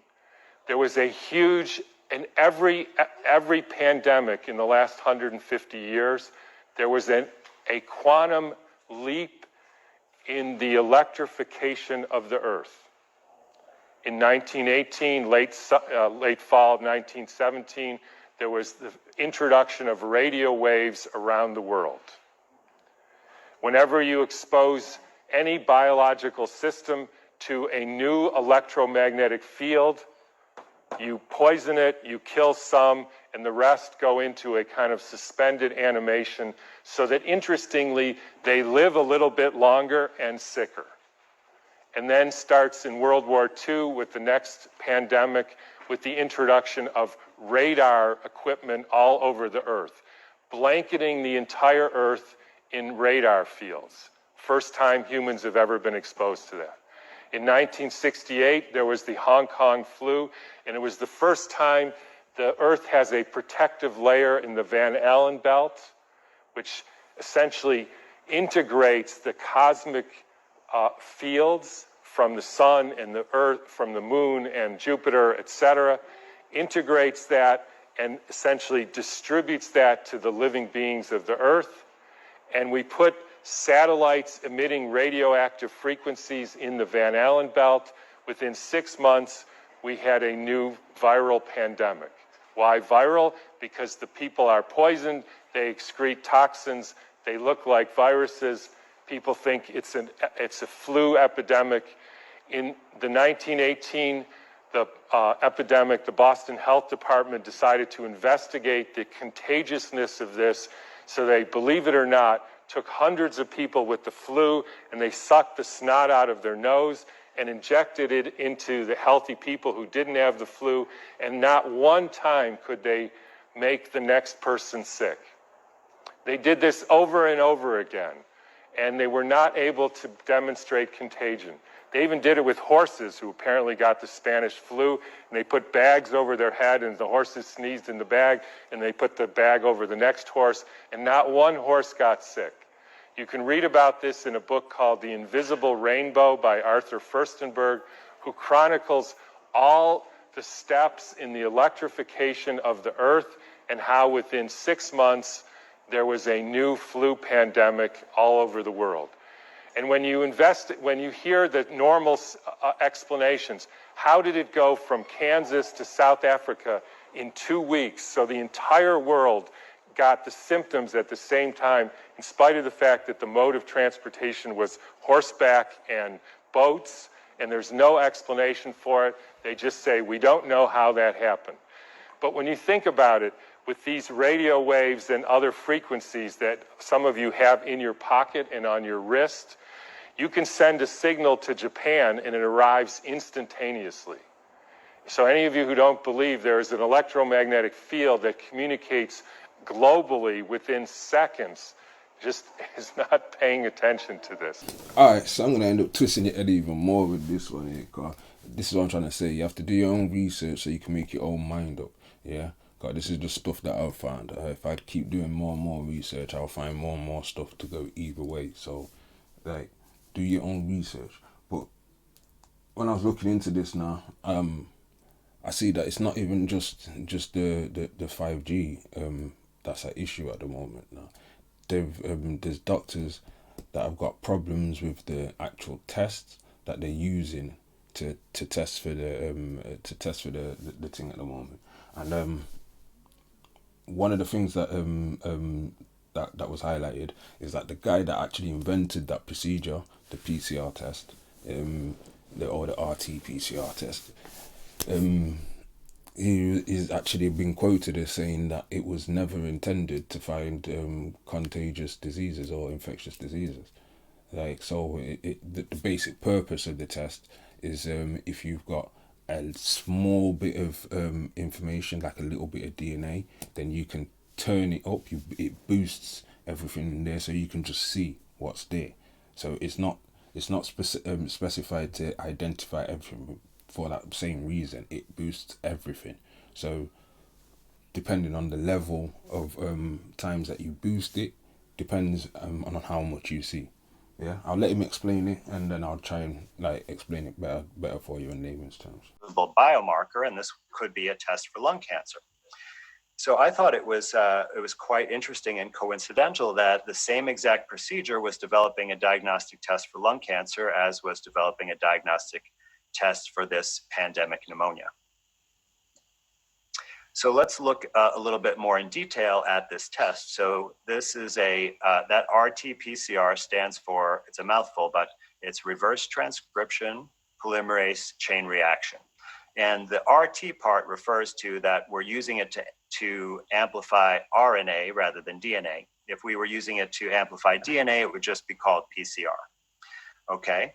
Now, I'll tell you some important things about this test. So the most important thing is it's not actually testing for the virus itself, it's testing for a sequence of RNA. Now, that sequence of RNA may be present in a virus, but it also may be present in other things. So I'll give you an example, and I think I mentioned this before, but let's say we had a person that we wanted to identify. Okay, so James, I'm going to use you this time. So we want to be able to identify James out of a crowd, and we're going to send him to Yankee Stadium to a baseball game. But we're not going to look for James's face or any other part of his actual body. Instead, we're going to use a surrogate marker, just like they're using for this test. So we're going to put a cap on James's head. And now we're not going to use the typical navy blue Yankees hat because there are going to be a million people with that, right? So we got a unique Yankees hat with pinstripes on it. So it's white with blue pinstripes. And we're going to have him put that hat on and then go into the stadium and disperse amongst the crowd. And then we have a team of 10 people that we're going to send out into the stadium looking for that hat. Okay, so we do this procedure, and lo and behold, what happens is we actually find 6 of these hats. Okay, so 6 out of 10 people find someone wearing this hat. So we go and identify if any of those people are James. And it actually turns out that none of them are James, because James doesn't like wearing hats. So once he got in the stadium, he gave his hat to some kid who would have liked it.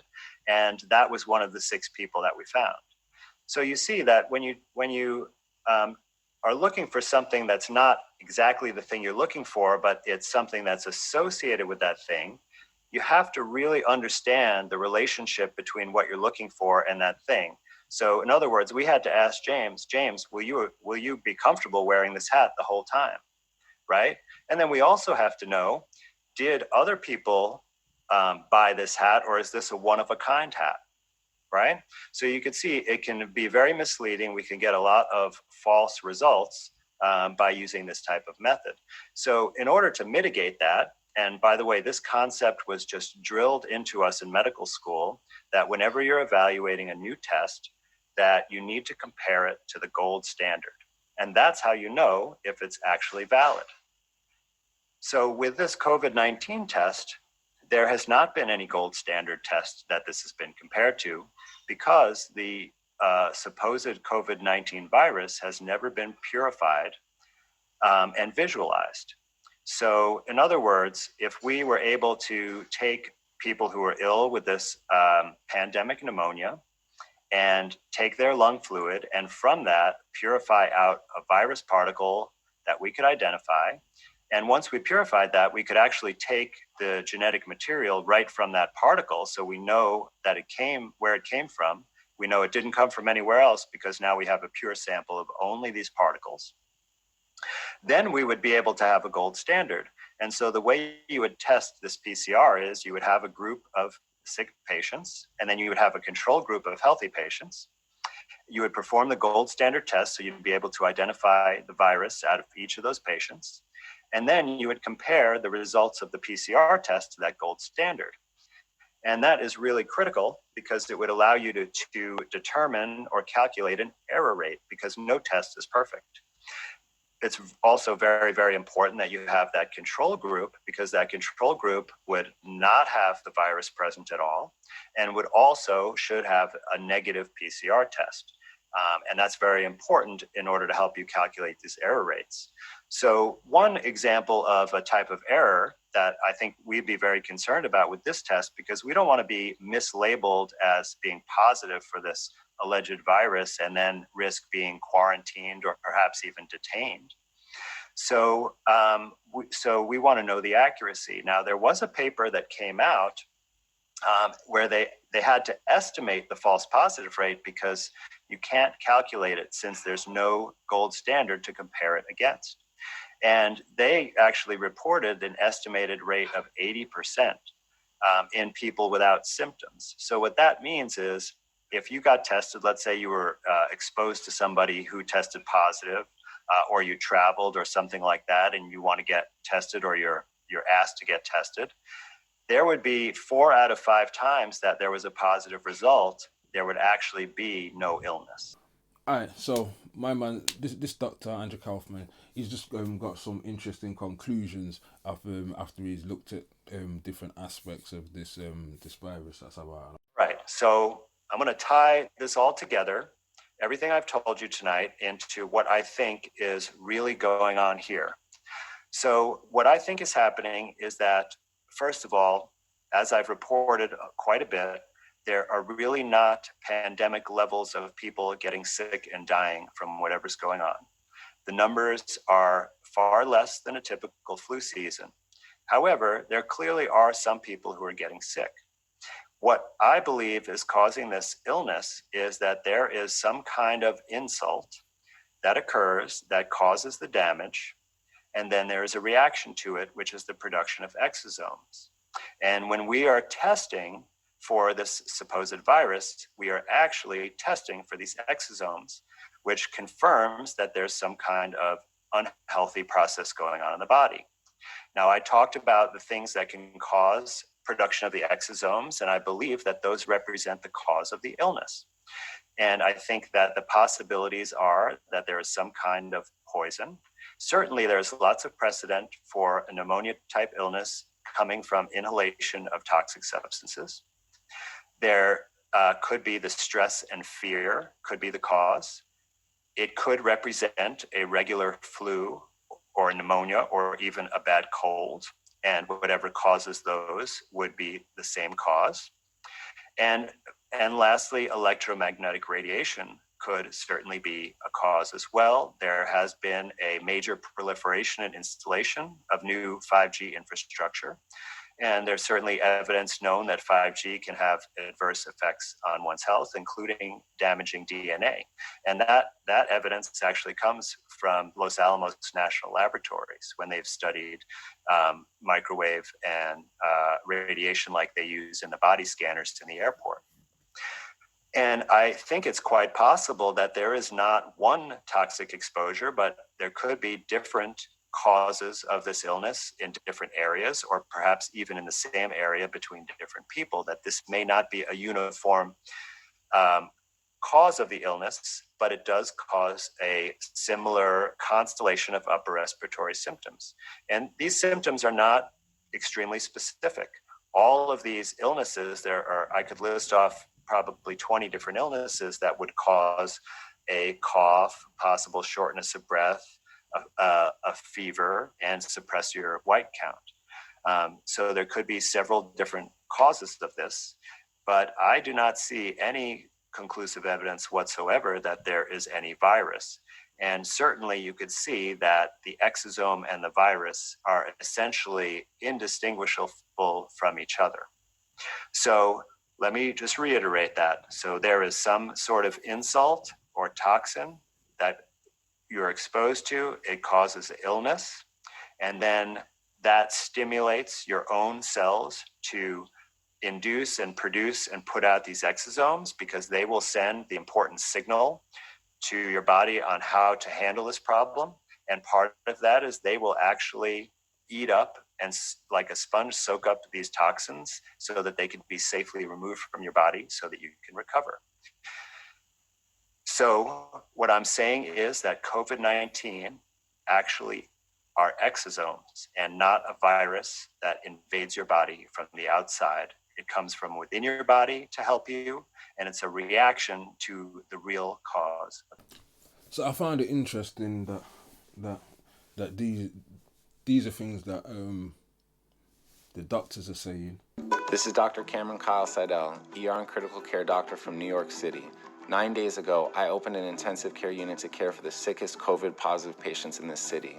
In these 9 days, I have seen things I have never seen before. In treating these patients, I have witnessed medical phenomenon that just don't make sense in the context of treating a disease that is supposed to be a viral pneumonia. 9 days ago, I presumed I was opening an intensive care unit to treat patients with a virus causing a pneumonia that was ravaging lungs across the world, starting out as something mild, cough, a sore throat, and progressively increasing in severity until ultimately ending in something called acute respiratory distress syndrome, or ARDS. This is the paradigm that every hospital in the country is working under. This is the disease, ARDS, that every hospital is preparing to treat. And this is the disease, ARDS, for which in the next 2 to 6 weeks, 100,000 Americans might be put on a ventilator. And yet, everything I've seen in the last 9 days All the things that just don't make sense, the patients I'm seeing in front of me, the lungs I'm trying to improve, have led me to believe that COVID-19 is not this disease, and that we are operating under a medical paradigm that is untrue. In short, I believe we are treating the wrong disease, and I fear that this misguided treatment will lead to a tremendous amount of harm to a great number of people in a very short time. As New York City appears to be about 10 days ahead of the country, I feel compelled to get this information out.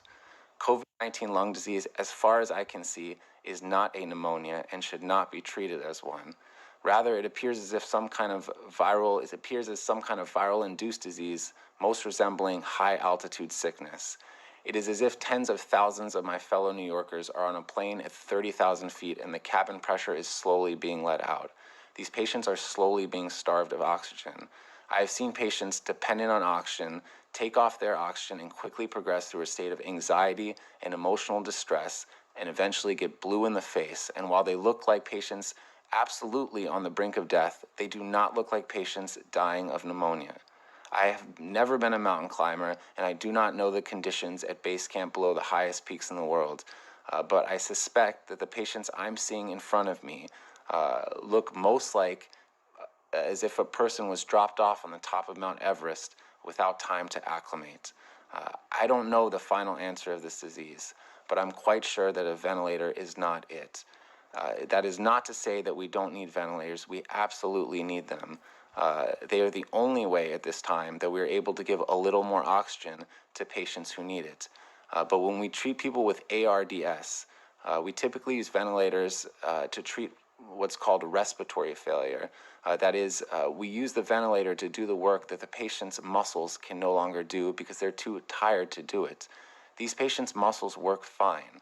I fear that if we're using a false paradigm to treat a new disease, that the method that we program the ventilator, one based on a notion of respiratory failure as opposed to oxygen failure, that this method, and there are a great many number of methods we can use with the ventilator, but this method being widely adopted at this very moment in every hospital in the country, which aims to increase pressure on the lungs in order to open them up, is actually doing more harm than good, and that the pressure we are providing to lungs, we may be providing to lungs that cannot stand it, that cannot take it, and that the ARDS that we are seeing, that the whole world is seeing, may be nothing more than lung injury caused by the ventilator. Now, I don't know the final answer to this disease. I do sense that we will have to use ventilators. We will have to use a great many number of ventilators, and we need a great many number of ventilators, but I sense that we can use them in a much safer way. And then we got this Dutch MP, and I caught him one time, and he was asking some reasonable questions that I'll let him ask you. My name is Mads Palsvig. I'm the chairman of a small Danish political party called JFK 21. Earth, freedom, and knowledge are the three key tenets of our name. We are opposed to fractional reserve banking, so if you look into it, you'll probably realize we are the real deal. We are really honestly against globalists and banksters. Our key issue, of course, is to stop the fractional reserve banking, but there is one topic that's even more important, and that is to stop the rollout of 5G globally. Somehow, it has been possible for someone, who's that, to agree that all 220 countries in the world implement 5G at the same time, simultaneously. I mean, not even within the EU is legislation being implemented at the same time. Yet, before we have eradicated homelessness and poverty and wars, they agree to put up 5G globally. This should already make you wonder what the H is going on. Now, 5G, they pretend that it's just an upgrade from 1, 2, 3, 4G, but it's not. 5G is actually a weapon. In most countries, it belongs to the Ministry of Defense and not the Ministry of Interior, because it's a weapon. And the definition of a weapon is something that can cause bodily harm. 5G is a microwave radiation weapon. It's used for crowd control, has been developed by the US military. But it can also be used to kill you. It can be used to demolish buildings. It's a directed energy weapon. So not only, we already know that the 1, 2, 3, and 4G is bad for your fertility and can cause cancer.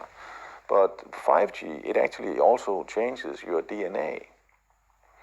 And it's really, really dangerous. Yet this they want to implement and put up every 75 meters worldwide. And just in case you think you can escape into the wilderness, forget about it. Because they have 55,000 satellites planned to go up to catch you wherever you might be. Now, who can do this to the world? Can Macron in France, for example, decide that the whole entire world should put up this 5G surveillance and kill grid? No. Can Putin decide it? No. Can Trump decide to put up this kill grid? No. Obviously, not a single of these people we believe have the power can implement this globally. It must be someone, something above all the politicians. And who are they? Yeah, fam, it's a fair point. Who can do that? So I come across this article talking about how false claims about 5G health risks spread into the mainstream. Let me read some of this for you. I'll bang it up on the screen. So look, let's start talking about a year ago hoax theories. Yeah, straight away calling him hoax. Barely pierced the public's consciousness. That's right. You lot didn't care until you was locked in your yard, and then as soon as you start getting locked in your yard, you start asking why. Why am I locked in your yard? It's that nervous energy that I was talking about. But straight away they go into talking about conspiracy theorists such as David Icke, when I've clearly showed you this is scientists. There's hundreds of scientists, thousands that have signed petitions and things like that. Like this isn't the realm of conspiracy theorists. So straight away that makes me look at the report suspect. Then it talks about baseless claims. Let's run the rest of it. Link it to. It will talk about and a senior member of staff at one of the UK blamed the rapid spread of a map that purported to show an overlap between countries that had coronavirus cases and countries that had rolled out 5G. The map was not accurate on either measure. Yeah, they're right, because the map was missing certain countries that do have 5G. I'll explain. So here they say other viral claims emphasize other supposed coincidences. A popular claim that Wuhan was the first city in the world to receive 5G took hold, but Wuhan received 5G coverage in August 2019, almost 80 months after O2 launched its first London testbed for the technology on the Greenwich Peninsula. Now, like I says, we explained there's different frequencies that they're using. They haven't ramped up to the main ones that they're trying to use yet. So that's particularly misleading, because Wuhan was the first city with using certain frequencies. But okay, like could be wrong about that. You get me? And then they talk about Iran. Meanwhile, has seen an incredibly high number of coronavirus cases despite not having any 5G coverage. When that's not true. If you have a look, you can see Iran has 5G trials that have been going off, and they go live 2020. Huawei, yeah, they've been Chinaman. Them have been all up in there.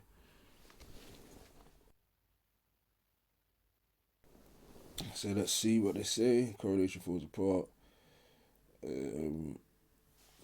Let's see. Look. So the radio waves used in 5G are low frequency and non-ionizing radiation.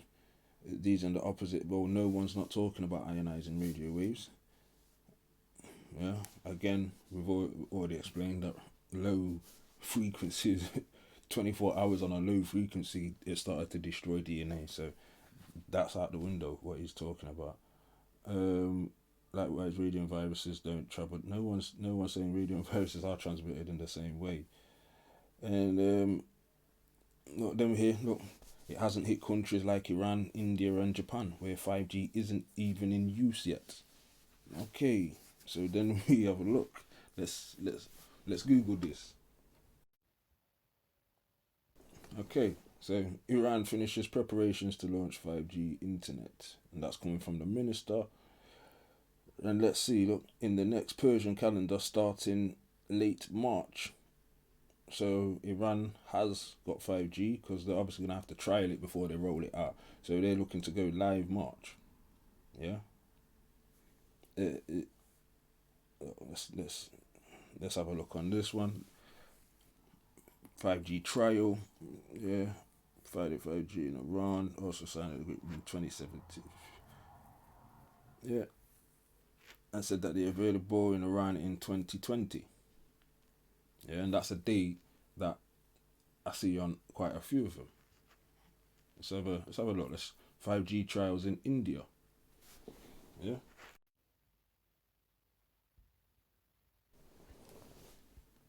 Here we go. 5G trials in India. Let's see when they go live. I'm scrolling through trying to find this date. Let me see when they go live. 5G trials in India go live when?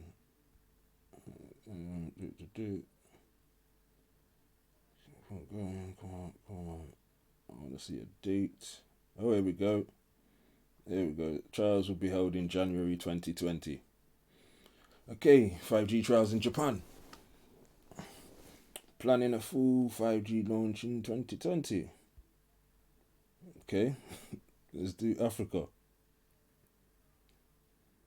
Okay, market in early 2020. 5G trials in France. Let's have a look. All these places are supposed to be, well, how they got it if they haven't got 5G? Okay, 5G trials in France. Millimeter waves. Trialing 11 people. And they must have a working network by 2021. So they're obviously going to be trialing during 2020. Okay. Let's look through. 2019. October 2019. Oh, sorry, January 2019. Yeah, but October 2019, this report came out that in January 2019, France had signed off on 11 trials. That are due to. You see, this is what I'm trying to say. So when they say, "Oh, these countries don't have 5G yet," they're being technical with their wording. Because it's 26 gigahertz, so they're not even up to the 60 gigahertz yet. And this reinforces what I'm saying. They're not even up to the 60 gigahertz in most places yet. So when they're saying 5G, they're being technical. And then when they're saying, "Oh, they've had it here," how comes the rating? Because they're not on certain frequencies yet. Like, I'm not saying that's a definite what it is. I'm just saying that could be with the evidence that we've found. There's a lot of could be's though. You know what I mean? Look, Turkey, another one. When does it go live? When does it go live? In early 2019. Bringing 5G to Turkey in September 2019. Okay, Vietnam as well, you know. Okay.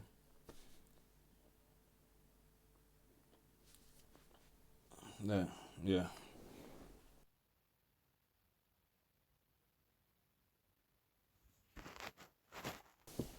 Alright, so rounding up. Hope I ain't scared you too much with all that information. Bottom line of it is I ain't got all the answers. You should be concerned for your own self, and you should go and do your research for your own self and make your own decisions on how you feel about any of this. Make sure you follow the guidelines on how to protect yourself against the virus that's floating about out there. Wear your gloves, your mask, you know what I mean? Do all them things there, wash your hands, spray down the sides, all that good stuff, you know what I mean? Stay safe. Soak this in, see what I want, and I'm gonna leave you with this clip from the network. Yeah. I have to tell you things are bad. Everybody knows things are bad. It's a depression. Everybody's out of work or scared of losing their job. The dollar buys a nickel's worth. Banks are going bust. Shopkeepers keep a gun under the counter. Punks are running wild in the street, and there's nobody anywhere who seems to know what to do, and there's no end to it. We know the air is unfit to breathe, and our food is unfit to eat. We sit watching our TVs while some local newscaster tells us that today we had 15 homicides and 63 violent crimes, as if that's the way it's supposed to be. We know things are bad, worse than bad. They're crazy. It's like everything everywhere is going crazy, so we don't go out anymore. We sit in the house, and slowly the world we're living in is getting smaller, and all we say is, please, at least leave us alone in our living rooms. Let me have my toaster and my TV and my steel-belted radios, and I won't say anything. Just leave us alone. Well, I'm not going to leave you alone. I want you to get mad. I don't want you to protest. I don't want you to riot. I don't want you to write to your congressman because I wouldn't know what to tell you to write. I don't know what to do about the depression and the inflation and the Russians and the crime in the street. All I know is that first, you've got to get mad. You've got to say, I'm a human being. God damn it. My life has value. So, I want you to get up now. I want all of you to get up out of your chairs. I want you to get up right now and go to the window, open it, and stick your head out and yell, I'm as mad as hell, and I'm not going to take this anymore. I want you to get up right now. Get up, go to your windows, open them, and stick your head out and yell, I'm as mad as hell, and I'm not going to take this anymore. Things have got to change. How many stations does this go You've out? got to get mad. 67. You've got to say, I know it goes to Louisville and Atlanta. I'm not going to take this anymore. Then we'll figure out what to do about the depression and the inflation and the oil crisis. But first, get up out of your chairs, open the window, stick your head out and yell, and say, I'm as mad as hell, and I'm not going to take this anymore. Who are you talking to, Herb? CGG Atlanta. Are they yelling in Atlanta, Herb? Are they yelling in Atlanta, Ted? But first, you've got to get mad. You've got to say, I'm as mad as hell, and I'm not going to take this anymore. They're yelling in Baton Rouge. Get up, get up, get up out of your... Son of a bitch! We struck the mother lode! Stick your head out of the window, open it, then stick your head out and keep yelling and yell, I'm as mad as hell. I'm not going to take this anymore.